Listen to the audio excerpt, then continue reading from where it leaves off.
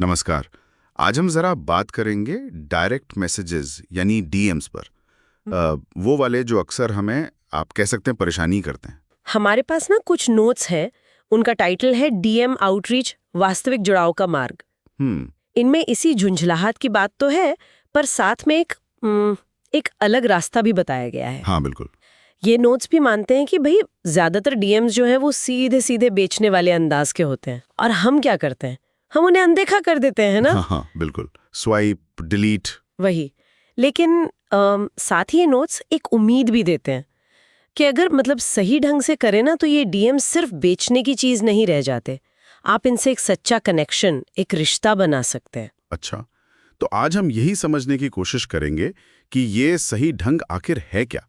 कैसे मतलब डीएम्स को स्पैम जैसा लगने से रोकें, और जैसा नोट्स में लिखा है उन्हें एक आत्मीय यानी सोलफुल दिली संवाद में कैसे बदलें। ये सुनने में सिर्फ तकनीक नहीं बल्कि नजरिया बदलने जैसा लग रहा है। हाँ, आपने बिल्कुल सही पकड़ा। ये पूरी तरह से ना सोच बदलने की बात है। नोट्स में एक बहुत बहुत जरूरी बात लिखी है कि people don't mind being reached out to, they just don't want to feel like a transaction. मतलब लोगों को बुरा नहीं लगता कि कोई उनसे संपर्क करे, उन्हें बस ये महसूस नहीं होना चाहिए कि भाई ये तो कोई सौदा हो रहा है। ये बात तो है, सोचने वाली बात है।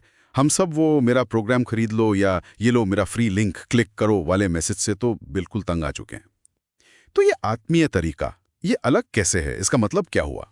जैसे शिकारी नहीं बल्कि एक तरह से माली बनना। अरे वाह, क्या खूब कहा आपने। बिल्कुल, यही भाव है। आपका लक्ष्य बिक्री करना नहीं है, लक्ष्य है बस एक दरवाजा खोलना, एक बातचीत शुरू करना, एक रिश्ते की नींव रखना। नोट्स इसके लिए ना 3 खास सिद्धांत बताते हैं। पहला, personal over perfect. Personal over perfect. हाँ, यानी आपका मैसेज व्याकरण के हिसाब से एकदम सटीक हो या ना हो, स्टाइल परफेक्ट हो या ना हो, पर वो व्यक्तिगत जरूर लगना चाहिए। कॉपी पेस्ट वाला फील तो बिल्कुल नहीं आना चाहिए। अच्छा, मतलब सिर्फ नाम बदल देने से काम नहीं चलेगा कि हे नाम लिख दिया और हो गया, थोड़ा और गहरा जाना होगा। हाँ बिल्कुल। जैसे नोट्स में एक उदाहरण है, आप कह सकते हैं, हे नाम, मैंने आपकी उस पोस्ट पर आपका कमेंट देखा था, मैं भी बिल्कुल ऐसा ही सोचता हूँ। इससे पता चलता है कि आपने सच में ध्यान दिया है, सिर्फ नाम नहीं चिपकाया, और इससे ना फौरन एक इंसान वाला जुड़ाव महसूस होता है। हाँ ये समझ आता है, छोटी सी बात है पर शायद असर बड़ा होता होगा। अच्छा, और दूसरा सिद्धांत क्या है? दूसरा है offer before you ask. Offer before you ask. जैसे नोट्स में मिसाल दी है, आप पूछ सकते हैं, मैंने चिंता कम करने पर ना एक छोटी सी गाइड लिखी है, क्या आपको भेजूं, शायद काम आ जाए। या फिर सुबह के रूटीन पर एक 3 मिनट का ऑडियो बनाया है, सुनना चाहेंगे क्या। लेकिन इसमें ये डर नहीं रहता कि लोग बस वो मुफ्त की चीज लेंगे और चले जाएंगे? नोट्स इस बारे में कुछ कहते हैं? ये सवाल बिल्कुल जायज है। नोट्स सीधे सीधे इसका जवाब तो नहीं देते, पर उनका तीसरा सिद्धांत इसी से जुड़ता है। वो है let go of the outcome. नतीजे की परवाह छोड़ दो। हाँ, मतलब नतीजे की चिंता छोड़ दें। इसे ऐसे समझें कि आप मछली नहीं पकड़ रहे हैं, आप बीज बो रहे हैं। आपका काम है ईमानदारी से, मदद के इरादे से वो बीज बो देना।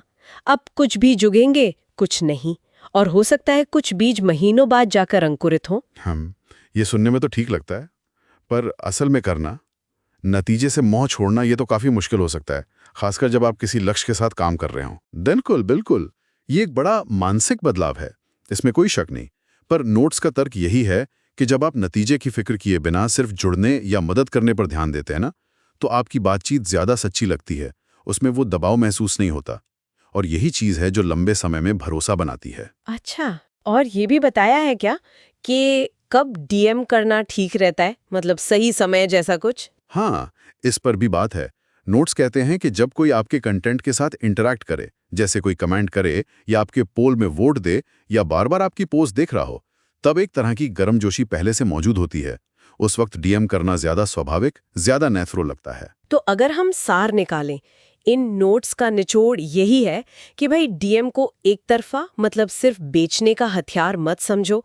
इसे एक 2 तरफा बातचीत, एक सेवा, एक रिश्ता बनाने का मौका समझो, और इसमें सम्मान और असलियत यही सबसे जरूरी है। एकदम सही कहा, निचोड़ यही है।